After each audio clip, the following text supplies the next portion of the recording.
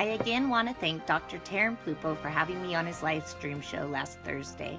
I love being on the panel and having the opportunity to talk to such an amazing group of people. If you missed the show, please check out my Mandela Effect playlist, which includes any appearances that I make on other channels. I'm also excited to announce that I will be live on 2 more channels in the next couple of weeks. I'll be making an appearance on Understanding Conspiracies on Tuesday, February 28th, and will be featured on End Times Bible Intelligences on Friday, March 3rd. I hope you could catch both, but if you missed them, be sure to check my playlist so you can watch them later. I also want to do a huge shout out and thanks to Charles, who sent my first unsolicited donation to this channel. It will be going to buy a new power supply cord, which will allow me to continue to keep making videos for you guys. I was so surprised and felt so blessed to know that I was doing something another person could relate to and enjoy on such a level.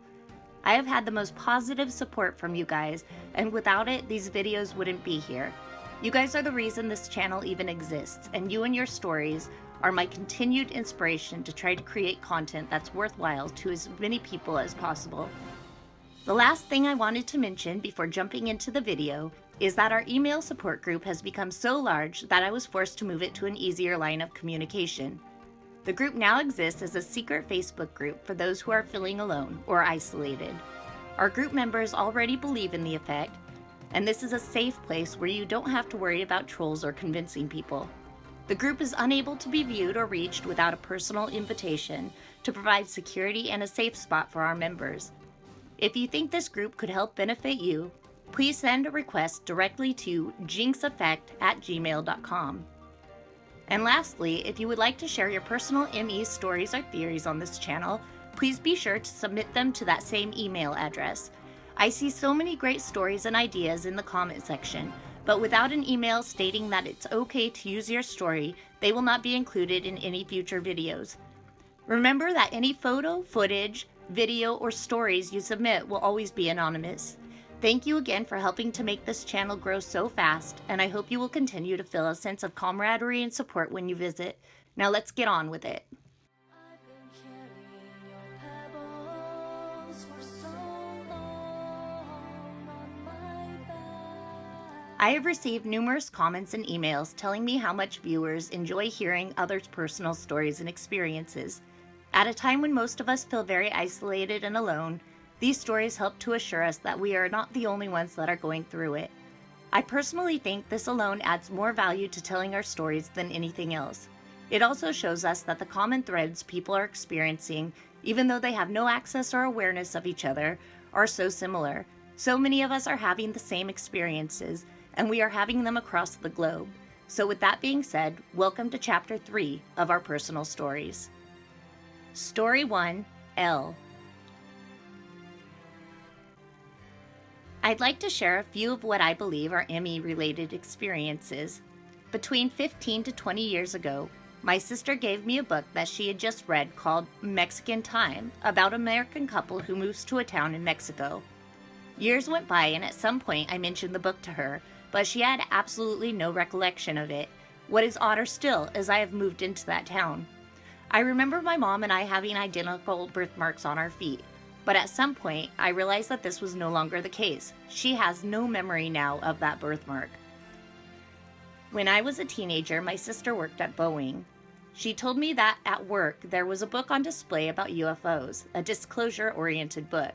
She also told me that shortly after seeing this book, it disappeared. Years later, I brought the story up, and she now has no memory of it. Soon after the book display, she met and married a nuclear physicist who worked on the Star Wars defense program. At one point, she fell asleep again. It was just too much for her. Now my views on conspiracies, vaccines, Trump, etc. are a source of conflict between us, so I do not plan on mentioning ME to her. The other night, I was looking for ME references in Spanish and I was taking notes. At one point, when I looked at the notes, I saw that the last note I had written had physically disappeared off the page. I have had a brush with death, and it feels like it might be related. About 13 years ago, I was diagnosed with ovarian cancer, which is often fatal. I remember feeling that I should tell the universe what I wanted, and so I did. I sent out a message that I either wanted to go quickly or that I did not want to have cancer at all. I knew the second was irrational and it wasn't really an option, but I put it out there anyway. Mainly, I just knew that I didn't want to go through chemo and radiation. After a complete hysterectomy and a week or two of recovery time, I got a call from the surgeon's nurse who asked me if I was sitting down. She told me that the board had met and they'd looked at my lab reports. She said I had never had cancer in the first place. I thought to myself, what was the point of all that? And then I figured it out. I was a classroom teacher at the time, and I had made it known to my students that I had no fear of death.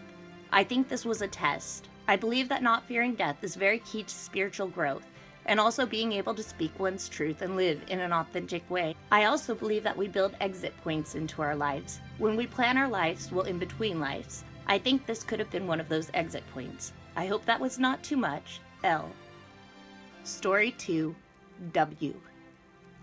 Here's my most recent and strongest yet ME. Basically, a white plastic box appeared in my yard about a month ago.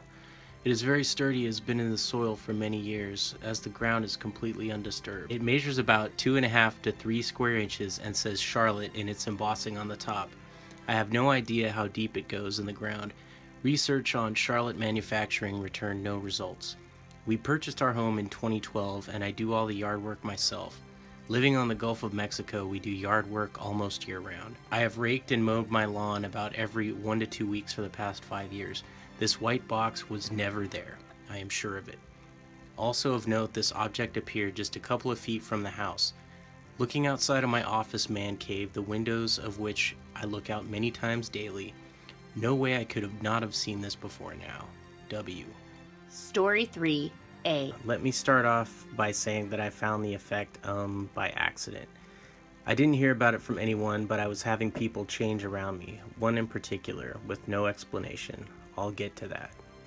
Most of the ME I see are trivial things, letters, tenses, a word, things often overlooked or taken as what it looks like, a marketing decision. But I think there's a huge significance behind it. Trivial never really is trivial, is it? When one hand is waving, you gotta look at what the other hand is doing. I haven't told anyone in the ME community this, and no one believes me elsewhere, so I do my own research. In 2012, I began noticing a change in my wife's demeanor. I'd been with her for 10 years, and we were inseparable. We have a couple of kids, basically a pretty regular life. Not hard, but not easy, 'cause what is? In 2012, she changed. Attitude and expression just changed. Not slowly over a long period of time, just out of nowhere. I took the family to Disneyland, to the same hotel we honeymooned at in May of 2012. It was a really bad trip. In 2013, she went to stay at her sister's for a few days.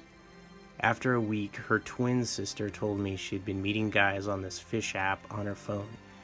She cheated with 3 guys that I now know of. When I found out, I was in a rage. I had never had to worry about this before. It was completely out of character. The last guy, he'd driven 60 miles to pick her up and 60 miles back to his house. They did their thing and brought her back. Shady stuff. I fought for my wife after a breakdown of sorts. I chased this guy into a bathroom where he locked himself inside. Good thing he did. We began couples counseling and I fought for her to come back. She finally wrote me a 3-page long apology and then sat in front of me and told me everything, and that she loved me. We were back and it was an awesome 8 months. I didn't know that her best friend from work had it hard for her for a year, and it got worse once I had her back. Long story short, one day she was with me, the next she was a lesbian. I hadn't had a clue. Not one. I stayed in counseling, but nope, she changed her complete identity, changed her demeanor, and her attitude. She regressed to making monetary mistakes we learned from as a young couple.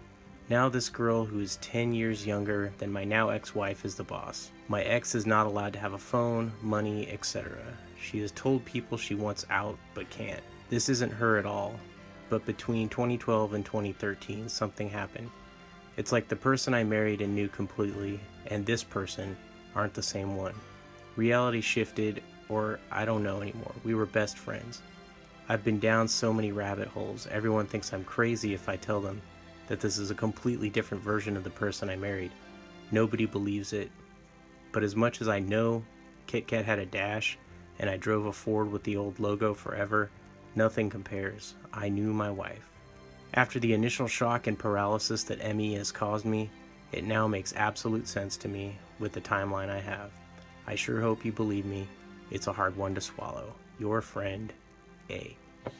Story 4. When watching one of the live streams, you said that your health problems began in 2012, and that really resonated with me because I myself have had a near-death experience in 2012, as well as my stepsister who lives in Texas. She felt ill one night, and it turned into a nightmare for her. She was unconscious in the hospital for over 2 months with a mysterious autoimmune disease that had nothing to do with her blood. The doctors were baffled, and they ended up telling the family to prepare for her death and that there was nothing else they can do. She ended up making a miraculous recovery and is alive and well today, but still has iron overloads that she gets treatment for. During that time, I was pregnant with our 4th child. It was a girl. Suddenly one night during my 36th week of pregnancy, I suffered a complete placenta abruption.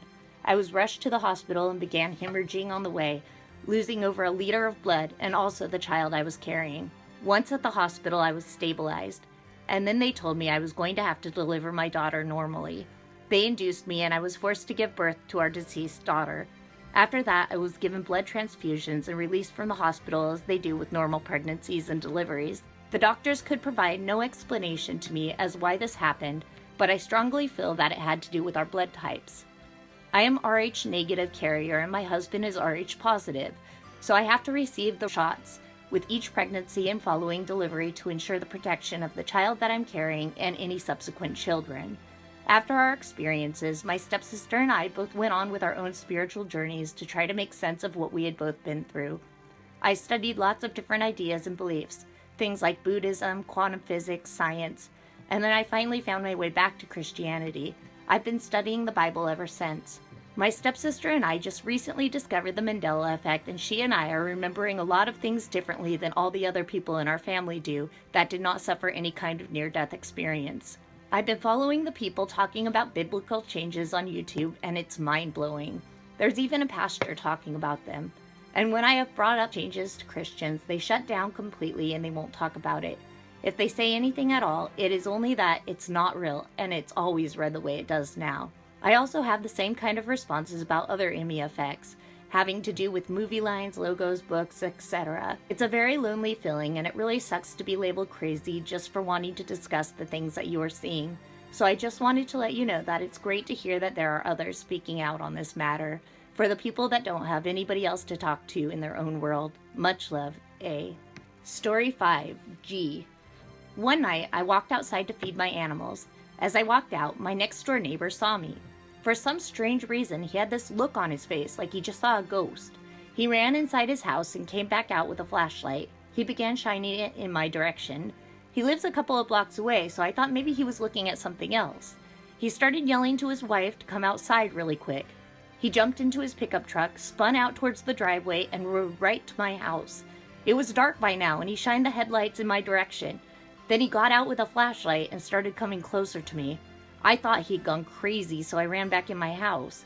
I ran to one of my windows to see what he was doing, but it was that point something really odd happened. When I looked outside, my neighbor's pickup truck was parked nice in his driveway, and he was no longer outside. It looked as if he'd never even left the driveway. There's absolutely no way that he could have left that quickly. I sat back in my chair for about 15 minutes trying to figure out what the hell had just happened. Then it hit me. What if this was my neighbor from the old reality, and he was seeing my ghost? G. Our stories serve as pieces of evidence that can help lead us to find truths about the ME phenomenon. Although they can't definitively answer our questions, they can help us begin to formulate the correct questions to ask. The more stories we have, the more we can take away from them. So share, speak, and be heard. I promise you won't be the only one who relates to your story. Every time we are brave enough to share, it gives another one of us the courage to step forward. It shows us that we aren't isolated, we aren't an exception, and we aren't alone.